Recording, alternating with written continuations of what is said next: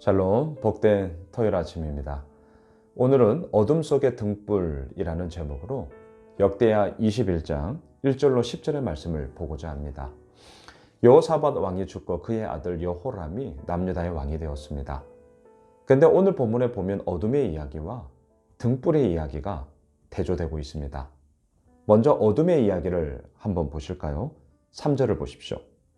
그의 아버지가 그들에게는 은금과 보물과 유다 견고한 성읍들을 선물로 후히 주었고 여호람은 장자이므로 왕위를 주었더니 여호람에게는 6명의 동생들이 있었습니다. 여호람이 왕이 되자 아버지 여호사밧은 그 이전에 서열 정리를 다 했습니다. 그리고 6명의 아우들은 각각의 성읍들로 지방으로 보내고 은금을 후히 주면서 먹고 살기에 부족함 없이 해 주었습니다. 왜 그렇게 한 것입니까? 이제 형이 왕이 되었으니 왕자, 다시 말하면 왕이 될 수 있는 가능성을 이들 역시 가지고 있지 않겠습니까? 그래서 왕권 강화를 위하여서 다른 왕자들은 지방으로 다 보낸 것이죠. 그리고 거기에서 살고 이 나라는 형의 것이니 너희들이 이 왕의 자리를 침범하지 말아라. 이런 의미이지 않겠습니까? 자, 그런데 어떠한 일이 벌어집니까? 오늘 본문 4절을 보십시오. 여호람이 그의 아버지의 왕국을 다스리게 되어 세력을 얻은 후에 그의 모든 아우들과 이스라엘 방백들 중 몇 사람을 칼로 죽였더라. 남유다의 역사상 처음으로 골육상잔의 비극이 일어납니다. 그 이전에는 이런 일들이 없었습니다. 그런데 이 여호람이 왕이 되고 그의 아우 6명들, 다시 말하면 왕자들을 다 죽여버리게 되는 것이죠.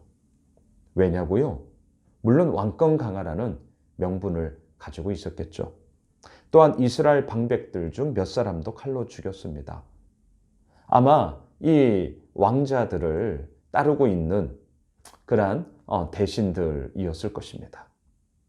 자, 너무나도 정치적인 그 권력 다툼의 무자비함 속에 이 여호람은 칼날을 들어 무참하게 자신의 아우들을 다 죽여버리게 되었던 것이죠. 너무나 큰 어둠의 이야기입니다. 이뿐만이 아닙니다. 5절, 6절을 보십시오. 여호람이 왕위에 오를 때 나이가 32세라 예루살렘에서 8년 동안 다스리느라 6절 그가 이스라엘 왕들의 길로 행하여 아합의 집과 같이 하였으니 이는 아합의 딸이 그의 아내가 되었습니다. 그가 여호와 보시기에 악을 행하였으나 여호람의 아내는 아합의 딸이었던 아달랴였습니다. 아달랴, 그의 어머니 이세벨처럼 너무나도 무자비했고요. 특별히 남유다에 시집을 오면서 북이스라엘이 섬겼던 바알과 아세라의 우상을 왕실 가운데, 남유다의 왕실 가운데 우상 숭배를 하게 하며 또한 남유다의 그 모든 곳에 이 소위 바알 숭배를 일으키게 되었던 장본인이기도 하였습니다. 이 아달랴. 자, 오늘 본문에서 아합의 딸이 그의 아내가 되었기 때문이다 라는 이 단서를 통하여서 여호람이 아우들을 죽이고요.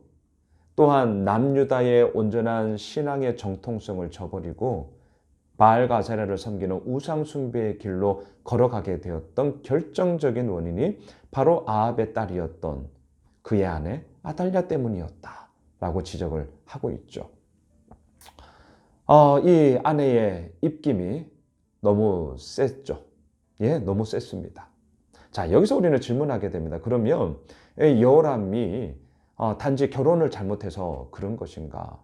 물론 불신의 결혼을 통하여서 이 어려움을 당하는 것이 분명하죠. 하지만 이것을 다 아달랴의 잘못으로, 그의 아내의 잘못으로 다 삼아버리는 건 역시 잘못이죠. 왜? 결국은 남편이었던 이 여호람이 이 본인의 선택으로 이 길을 걸어간 것이기 때문이죠. 여호람은 하나님 앞에 온전히 서야 하지 않겠습니까? 설령 정략 결혼으로 이 아달랴와 결혼을 했다 할지라도 그 가운데서 자신이 온전한 길을 걸어갔다면 이러한 핑계를 댈 것도 없고요.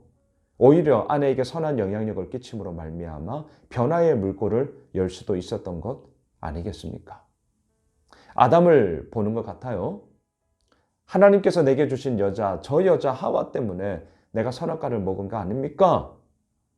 책임 전가를 했던 것처럼 여호람의 인생 가운데도 이러한 자신의 아내 아달랴에 대한 부분으로 책임 전가를 할 수 있느냐? 그렇지 않다라는 것이죠. 자, 이처럼 어둠이 꽉 차 있습니다. 골욕상잔이 일어납니다. 아합의 길로 행하였습니다. 하나님을 점점 다 떠나버렸어요. 하지만 대비되는 게 있습니다. 등불의 이야기가 오늘 보면 7절에 나옵니다. 7절을 보십시오. 여호와께서 다윗의 집을 멸하기를 즐겨하지 아니하셨음은 이전에 다윗과 더불어 언약을 세우시고 또 다윗과 그의 자손에게 항상 등불을 주겠다고 말씀하셨습니다. 하나님은 약속을 지키시는 신실한 하나님이시죠. 지금 당장의 상황을 볼 때는 징계하고 책망해야 했습니다. 이게 당연한 거였습니다. 그런데 징계와 책망을 유보하십니다. 제 말을 잘 들어주십시오. 안 한다가 아닙니다. 유보하셨어요. 미루어 두셨습니다. 왜 유보하셨습니까? 7절. 다윗과 더불어 언약을 세우시고 그의 자손에게 항상 등불을 주겠다고 말씀하신 그 약속을 지키기 위함이었죠. 남유다는 북이스라엘처럼 쿠데타로 인하여서 왕조가 바뀌지 않았습니다. 다윗의 왕조가 계속해서 흘러갔죠. 여호람의 이 악행 속에 왜 하나님은 잠깐 이 징계와 책망을 유보하십니까? 그의 아들이 이 왕위를 계승하기까지 기다려 주신 것이죠. 왜? 다윗 왕조의 그 언약, 다윗 왕조를 통하여서 남유다의 통치가 이루어진다는 그 약속을 지키시기 위함이었습니다. 하나님의 입장에서 어떠실까요? 정말 힘드셨을 것입니다. 왜? 여호람은 옳은 길을 가지 않았기 때문이죠. 옳지 않으면 징계와 책망을 하시죠. 하나님은 공의의 하나님이시기 때문입니다. 하지만 그 공의로움의 이야기도 먼저는 하나님의 약속의 그 신실함 앞에서는 잠깐 유보하며 기다리고 계셔요. 하나님의 기다리심이 우리에게는 다시금 돌아오게 하는 변화와 전환점이 되어야 하는데 여호람은 그것을 깨닫지 못했습니다.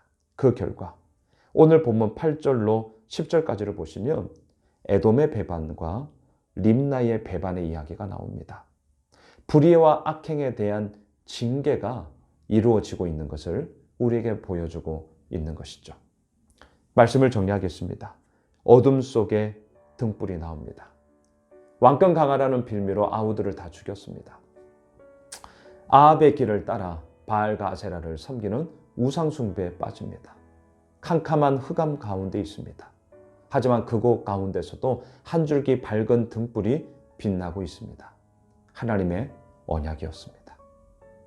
사랑하는 예수 믿으실 가족 여러분, 오늘 이 본문을 통해 우리가 바라보아야 할 것은 무엇입니까?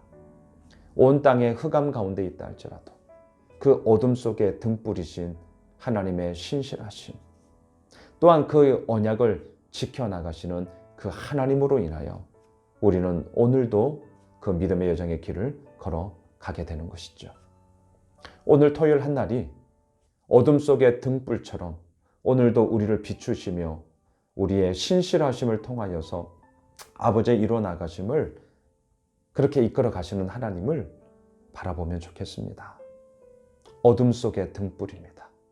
그 하나님으로 인하여 우리는 이제는 이 땅 가운데 어둠을 우리가 빛이 되어 밝혀야 할 것입니다. 바라기는 그 모든 믿음의 여정의 길을 우리 모두 함께 걸어가는 그런 주의 복된 은혜가 있으시길 주님의 이름으로 축복합니다.